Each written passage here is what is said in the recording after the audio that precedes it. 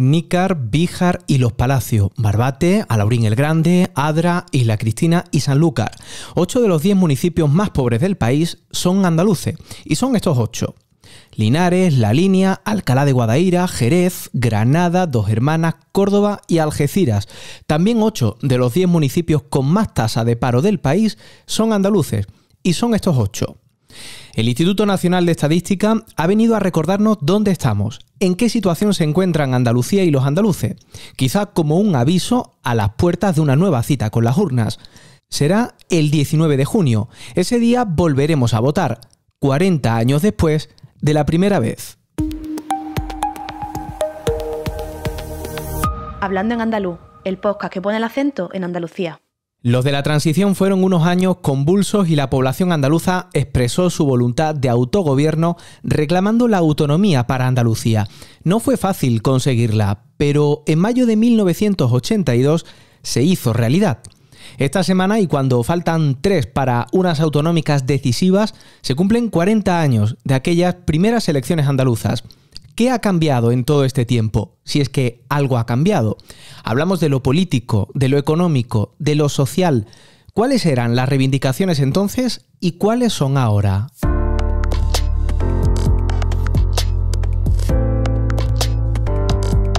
Francisco Amador es redactor jefe de Sevilla Actualidad y en andaluz.es. Hola, Fran. Hola, Antonio, ¿qué tal? Han pasado 40 años de una cita histórica. Fue el 23 de mayo de 1982.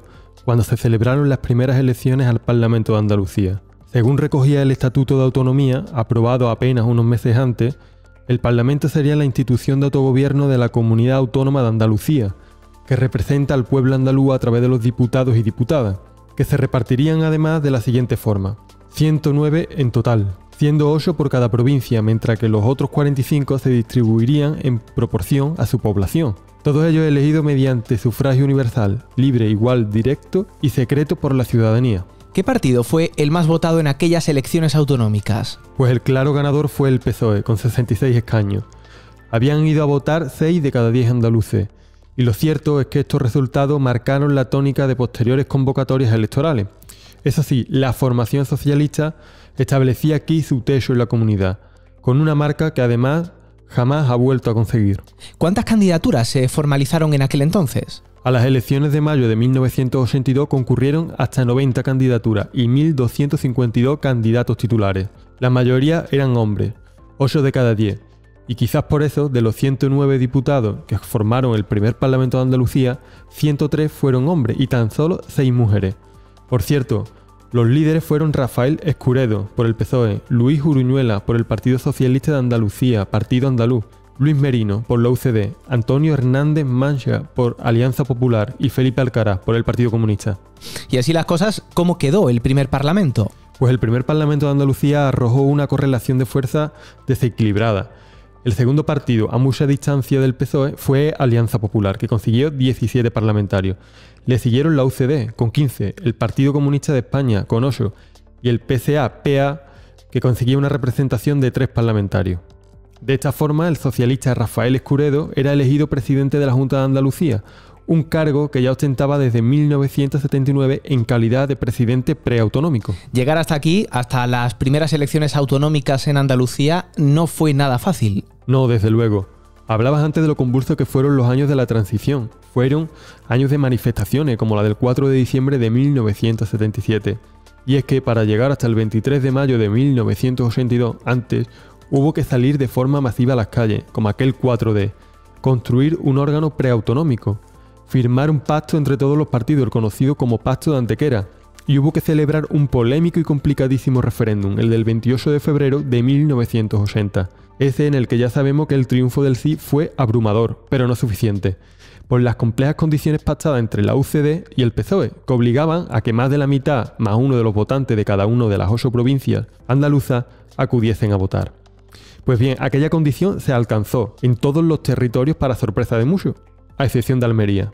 Y desde entonces, hubo que pelear para buscar una salida a semejante entuerto político dentro de la Constitución. En el Congreso de los Diputados y tras el intento previo de desbloqueo del PCA con la UCD, se acordó pasar por el artículo 144 para que Andalucía lograse su autonomía por la vía rápida, el 151, en lugar de por la lenta. Y para conseguirlo fue necesario el consenso de andalucistas, comunistas, socialistas y centristas. Todos se pusieron de acuerdo para que Andalucía fuese una autonomía política homologable a las llamadas históricas, es decir, País Vasco, Cataluña y Galicia. Gracias, Fran.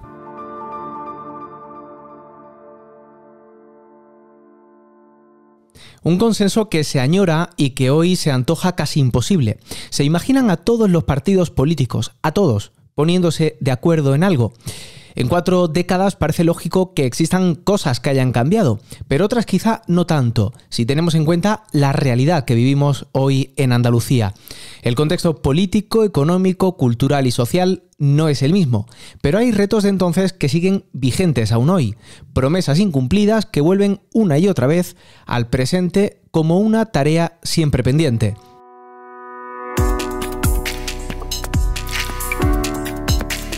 Christopher Rivas, director corporativo de Maravedismo, ¿cómo estás? ¿Qué tal, Antonio? Más que mirar atrás, vamos a establecer paralelismos entre la Andalucía de entonces y la de ahora, los mensajes de ayer y los de hoy. En definitiva, vamos a mirar por el retrovisor a la autonomía de 1982 para intentar entender lo que vemos y escuchamos hoy en 2022 a las puertas de una nueva cita electoral. Sí, y lo vamos a hacer con los testimonios de Felipe Alcaraz, Paco Casero, Amparo Rubiales, Carlos Rosado y Antonio Rodrigo Torrijos. Todos ellos, destacados dirigentes políticos y sindicales de la época y que vivieron aquel proceso, pasaban hace unas semanas por la Universidad Pablo de la Vida de Sevilla con motivo de estas 4 décadas convocadas por la Asociación de la Prensa de Sevilla. ¿Cómo era Andalucía hace 40 años? La fotografía de la época, Antonio, te la hace Amparo Rubiales, histórica dirigente del PSOE y actual presidenta del PSOE de Sevilla, de hecho, y Rafael Rodríguez, presidente de la Asociación de la Prensa de Sevilla. Aquí no hemos tenido industria, no hemos tenido industria, tenemos turismo, pero no tenemos industria. Hacíamos la foto de lo que era la Andalucía cuando el 4 de diciembre, que era una Andalucía de miseria, de subdesarrollo absoluto. De analfabetismo. El 18%, lo explicamos el martes, el 18% de la población no sabía leer ni escribir, datos concretos. El paro estaba totalmente disparado. La sanidad, que la controla Antonio Rodrigo Torrijos, era la que era, es decir, que es que hospitales había uno en cada capital. Los centros de salud son del año 1986, el primer centro de salud que se crea en Andalucía, que antes era el enfermero que iba con la motillo, el practicante que iba por los pueblos. El practicante, que era como se le llamaba, es decir, y luego las infraestructuras, las carreteras eran las que eran, es decir, esa era la Andalucía y la gente lo que quería era salir de aquel subdesarrollo y la autonomía era lo que iba adelante. Pues bien, con esta situación en Andalucía, las primeras elecciones autonómicas y la composición del primer Parlamento andaluz tenían un reto bastante claro. Lo apunta quien fuera secretario general del Partido Comunista de Andalucía, Felipe Alcaraz. Miles y miles de personas que ven en la autonomía un instrumento para intentar cambiar 2 cosas en principio, paro y emigración, y después la pobreza, el analfabetismo, una salud que era, tú no tienes que ir al médico, no tienes que apuntarte a la seguridad social, confía en mí, le decía el patrón a la gente, la gente dijo, no, mire usted, mi hambre voy a mandar yo a partir de ahora, a través de un estatuto andaluz, que va a ser el instrumento de cambio. El problema es cómo se produce la respuesta a ese instrumento de cambio que está ahí como un gran tractor que espera un chofer que lo conduzca con toda su potencia. ¿Y podemos decir que hoy ese gran tractor ha encontrado el chofer? Pues a tenor del camino labrado diríamos que no. Porque 40 años después la tasa de paro, según la EPA, sigue por encima del 19%. Y como decíamos al principio, no solo es que 8 de los 10 municipios con más tasa de paro de todo el país sean andaluces, sino que también 8 de los 10 municipios más pobres de toda España están en Andalucía. La red sanitaria pública ha ido creciendo en estas 4 décadas, pero la situación sigue preocupando a los andaluces cuando se les pregunta por ella. La economía se confía al sector servicio y a conseguir unos buenos datos para el turismo, mientras que parece que hemos renunciado definitivamente a ver crecer nuestra escasa industria. Mencionas, Christopher, la sanidad como uno de los problemas históricos de Andalucía. Hoy sigue estando en campaña electoral. De cara al 19J oiremos hablar mucho de ello. Escucharemos diagnósticos más o menos interesados según el orador y, en todo caso, muchas iniciativas en forma de promesas para mejorarla. Pero, al igual que hoy, la sanidad puede ser uno de los temas principales de campaña. ¿Cuál fue en aquellas primeras elecciones en Andalucía? Sin duda, la situación del campo. La reforma agraria fue uno de los temas centrales de la campaña de 1982. Todos los partidos que se presentaban a las elecciones la llevaban de una u otra manera en sus programas electorales. Lo recuerda Antonio Rodrigo Torrijos, histórico sindicalista de Comisiones Obreras. ¿Qué sucede con la propiedad abusiva de la tierra, la demanda de la reforma agraria integral, la movilización de cientos de miles de jornaleros, no del mundo rural, de jornaleros, en defensa de un cuestionamiento que era un anacronismo histórico, en la que el 3 o el 4% de los propietarios de la tierra en Andalucía tenían el 56% de la misma? Y ese es un elemento que hay que explicar también en el marco de la división de Escuredo y sobre todo de la naturaleza de la lucha por la autonomía. No era un concepto, digamos, histórico solo, sino que tenía una componente en la que la gente consideraba que una autonomía por el 151, con pleno derecho a una autonomía plena, podía ser un instrumento para resolver en nuestra tierra los ancestrales niveles insoportables que aún se sostienen de desigualdad. Por cierto, la ley de reforma agraria se aprobó en 1983, pero fue recurrida por los empresarios agrícolas y la Alianza Popular, que la llevó al Tribunal Constitucional. No olvidemos tampoco que fue la reforma agraria quien protagonizó el mayor quebradero de cabeza en aquella legislatura. La reforma agraria fue uno de los motivos, junto a la falta de apoyo de su partido, el PSOE, que acabó con la dimisión de Rafael Escuredo. La situación del campo y la voz de los jornaleros hoy también es tema de campaña electoral. En los últimos meses se han sucedido distintas protestas del campo, con marchas a pie y de tractores a las capitales andaluzas e incluso a Madrid, y se dice que el voto rural también será muy importante para la configuración del Parlamento andaluz que salga de las urnas el próximo 19 de junio. Unas marchas rurales, Antonio, que hace 4 décadas tenían mucho peso. Sus luchas son, como ayer, importantes, y así lo recuerda el fundador del Sindicato de Obreros del Campo, Paco Casero. Todas las tomas de tierra, todas las marchas, que hubo muchísimas, todo eso, iba la bandera andaluza. Creó una conciencia impresionante. Y eso lo hacía otra gente. Entonces, lo que yo digo es que como siempre damos la tarde más hacia la otra parte, decimos que también se reconozca precisamente la trayectoria de este mundo, porque nunca se tiene en cuenta. Otra cuestión que nos trae al presente es el andalucismo. Prácticamente todos los candidatos y candidatas que concurren a las elecciones del 19J, excepto la de Vox, se autodenominan con mayor o menor acierto andalucistas. La bandera andaluza parece estar de moda, pero ¿han trabajado las formaciones políticas en estas 4 décadas por fomentar y hacer crecer la autonomía de Andalucía? Aquí Antonio Rodrigo Torrijos introduce un elemento interesante. Él habla de un olvido interesado de la autonomía y de sus logros, para entender muchas de las políticas de hoy. El olvido y la memoria son unas decisiones políticas que se adoptan en este momento. Yo no voy a hablar de la ley de memoria en este momento, pero el olvido de la autonomía es una decisión política consciente y tiene una explicación. La explicación es que es una es una autonomía conquistada, en el sentido más noble del término. No es concedida, pero además quien la conquista son las capas populares y las clases trabajadoras, lo que hoy llamamos en la posmodernidad la mayoría social. Y claro, si además marca la pauta porque se movilizan antes incluso que se apruebe la Constitución, pues ese olvido selectivo y consciente se produce. Tener en cuenta además, y yo quiero aquí por enésima vez dar un homenaje, que el papel de la clase trabajadora y de las capas populares en la conquista de la autonomía tiene un ejemplo tácito histórico que lo muestra con mucha evidencia, y es el asesinato de García Caparrós, el 4 de diciembre de 1977. La gente en la calle, 200.000 personas en Málaga, ¿no? Entonces, mi opinión es que la respuesta ante el olvido o ante la memoria selectiva es una decisión política consciente que roza más lo ideológico y lo cultural en la guerra de las ideas que lo político. Y nos preguntábamos si hemos avanzado o más bien retrocedido, y en esto Alcaraz lo tiene bien claro. Y esa unidad en torno a la recuperación de Andalucía es lo que hay que volver, porque a partir del 84 se vive una involución, una congelación muy fuerte de la autonomía, empezando por la andaluza. Entra un presidente que cuando le preguntan qué es el socialismo, él responde: el socialismo es hacer cositas, ¿no? Cuando teníamos un proyecto inmenso de transformación de Andalucía, de transformación integral, y lo tenía en cierta parte también Escuredo, y a partir del 84 hay una congelación y seguimos esperando el de hielo. Bueno, pues es impulso político, hegemonía de los contenidos, de los valores, Andalucía desde su dignidad otra vez, autonomía plena, estatuto a tope. Todavía el estatuto, a pesar de la reforma que se hizo últimamente, contiene esa reforma agraria moderna, con una industrialización congénita en su proyecto, ¿no?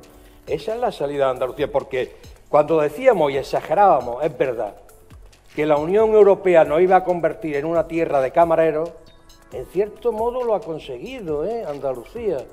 De camareros, además, de gente de la hostelería, además, que está viviendo las peores condiciones laborales de todos los sectores de España en cualquier momento de su historia. Yo he estado hace poco en un bar y estaba lloviendo y llega una de las camareras y le dice el dueño: ¿por qué has venido si está lloviendo? ¿Qué quería decir con eso? Que no tenía ni contrato, que si llovía no tenía que servir las mesas y ya no estaba contratada, es decir, contratos por un día. Y eso ha pasado, es cierto, no estoy mintiendo, no estoy mintiendo. Y de alguna forma nos han convertido en una tierra de camareros, de gente que pone café. La industria prácticamente ha sufrido un genocidio y hay que recuperar todo eso. Y es posible siempre que Andalucía no juegue el papel que se le ha asignado desde el centro o desde el capitalismo español, para no ubicar las cosas geográficamente, desde el capitalismo español. Hay que romper ese papel que se nos ha asignado y si no seguiremos en el, digámoslo sopesadamente, en un subdesarrollo relativo. No sé si ayer, como hoy, puede hablarse de una política de bloques, con puntos en común y con propósitos claros. Me preguntas por coaliciones, como las que hoy podemos ver entre los partidos de izquierda y andalucistas, y esto es lo que recuerda Carlos Rosado, quien fuera secretario andaluz de la UCD. Los más representativos desde el punto de vista político de aquella época empiezan a reunirse, la famosa plataforma democrática, la Platajunta, todo eso que alguno recordará. Todo esto dura los 2 años que van desde la muerte de Franco hasta el 77. Se nombra Suárez convoca elecciones, bueno, compra el referéndum de la reforma política. Estos son hechos políticos. Referéndum de la reforma política, que votó un montón de gente, desde donde se deduce unas elecciones generales en el 77, y aparecen ya los partidos políticos en donde se agrupan los españoles. Un grupo mayoritario, que es la UCD, que viene, que no es ni un partido, es una coalición electoral donde estaba. Yo pertenecía a un partido político de los que se presentaron ahí, que ni siquiera pertenecía todavía a la UCD en aquella época, pero bueno, no estoy aquí para hablar de mí. Pero los bloques que había entonces: partido UCD, que representaba al centro, derecha y centro izquierda, porque luego en la centrifugación de la UCD hay gente que acabó en el PSOE, otros acabaron en Alianza Popular, etcétera.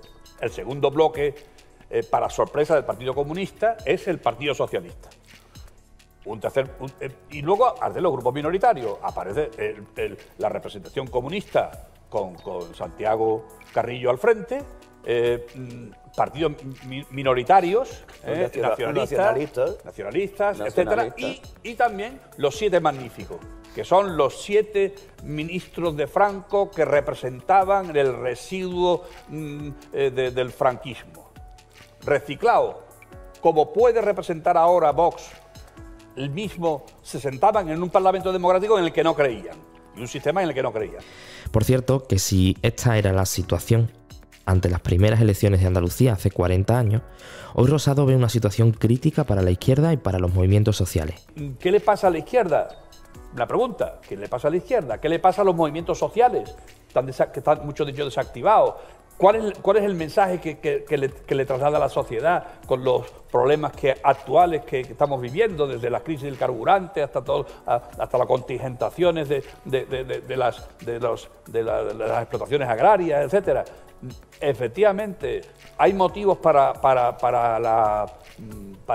el recuerdo melancólico de aquella Andalucía movilizada al 100%, pero la épica no resuelve los problemas. Hace 4 décadas, muchos andaluces y andaluzas se apoyaron en nuestros dirigentes políticos en la conquista por la autonomía. Sin embargo, hoy la política provoca más rechazo que nunca. Hasta el punto de considerarse uno de los problemas recurrentes cada vez que se nos pregunta demoscópicamente. Por eso, Antonio Rodrigo Torrijos habla de una derrota cultural e ideológica. Pero estamos en presencia de una derrota cultural, de una derrota ideológica, de muchos valores. Ese es el primer dato. Ese es el primer dato. Yo creo que uno de los valores que ha condicionado el desarrollo de Andalucía, pero también de España, y entendido Andalucía y España no como los residentes en abstracto que en esos territorios habitamos, sino como la gente que produce en esos territorios, ¿no? Entonces, es una derrota que es la política no sirve como instrumento. Hay un dato central que ha sido machaconamente e ideológicamente reproducido desde incluso la cultura, pero también desde la formación en la escuela.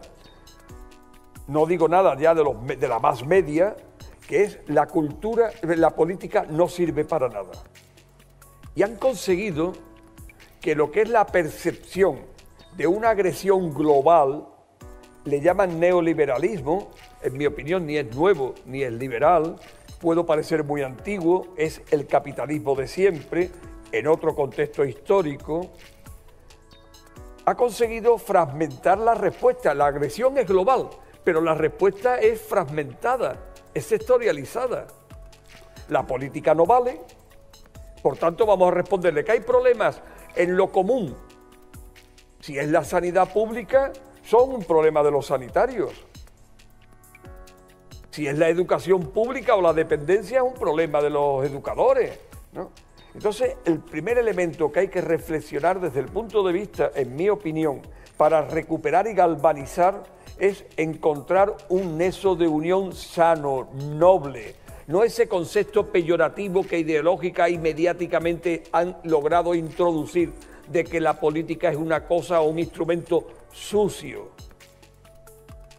Lo primero que hay que dar es una batalla cultural para conseguir que el instrumento que vertebra y transforma la realidad aquí y en el Potosí es la política. Quedan apenas 3 semanas para el 19J y entonces sabremos si la ultraderecha sale reforzada en estas elecciones tras su entrada en las instituciones andaluzas hace 3 años. Y sobre lo que supone, reflexionan Rosado y Felipe Alcaraz. El gran peligro que vive la sociedad española y vive la sociedad europea, por no decir el mundo entero, por referirnos a Estados Unidos en particular, es la irrupción de una estrategia sistemática de la ultraderecha para ocupar las instituciones democráticas y dentro de ellas limitar los avances sociales y todas las políticas de progreso para situarse en el terreno de lo cultural y de lo ideológico, en el medioevo, en el terreno de la economía, en el capitalismo más crudo y en el terreno de lo social, en las diferencias sociales más crueles. Por lo tanto, el peligro que tiene Andalucía, como tiene toda España, toda Europa y Estados Unidos, por no referirme a otros países, es esa presión antidemocrática que usa la institución democrática para limitarla. Y ahí es donde está el problema. Sevilla tiene 5 o 6 de los barrios más pobres de España, uno de ellos el primero, y hay un gran malestar social. Y ese malestar social, ¿quién lo va a dirigir políticamente y cómo?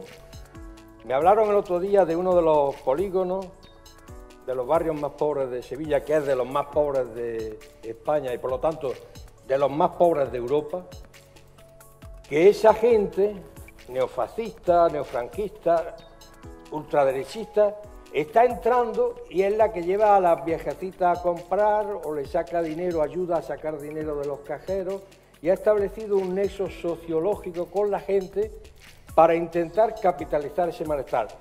Entonces está ocurriendo eso aquí, con fuerza ya y en toda Europa, y se produce consecuentemente que a la vez que sube la ultraderecha y la derecha en toda Europa, simultáneamente baja la izquierda transformadora o incluso empieza a desaparecer.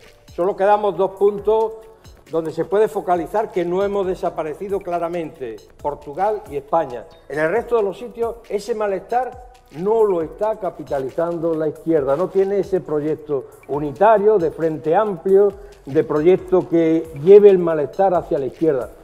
Gracias, Christopher. A ti, Antonio. Hablando de Andalucía y haciendo periodismo en andaluz. Hazte socio, hazte socia, para que Andalucía cuente, en andaluz.es.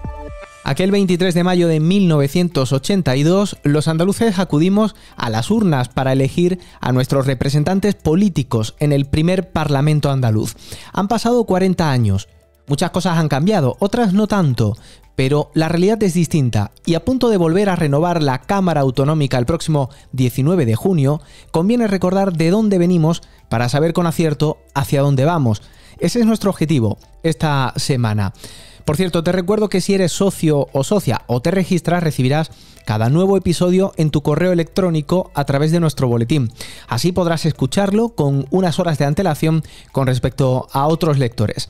Y como siempre, recuerda que tienes cada nueva entrega en la plataforma que uses habitualmente para escuchar tus podcasts favoritos. La Consejería de Salud ha adelantado la activación del Plan de Prevención de Altas Temperaturas en Andalucía tras la llegada de la primera ola de calor de la temporada. Estará activo hasta el próximo 15 de septiembre. Además, el consejero ha confirmado 10 casos sospechosos de viruela del mono en Andalucía y ha pedido al Gobierno central una compra centralizada de vacunas de la viruela para administrar a algunos grupos de población. Y antes de despedirnos hasta el próximo jueves, tenemos que acordarnos del periodista y catedrático andaluz Antonio López Hidalgo, fallecido el pasado lunes, maestro de muchos de nosotros. Descanse en paz. Todo esto lo tienes ya en nuestra web en andaluz.es. Gracias, Clara Fajardo. Terminamos aquí. Este podcast lo diseña y produce Maravedismo. Yo soy Antonio Campos. Recuerda que la próxima semana te espero hablando en andaluz.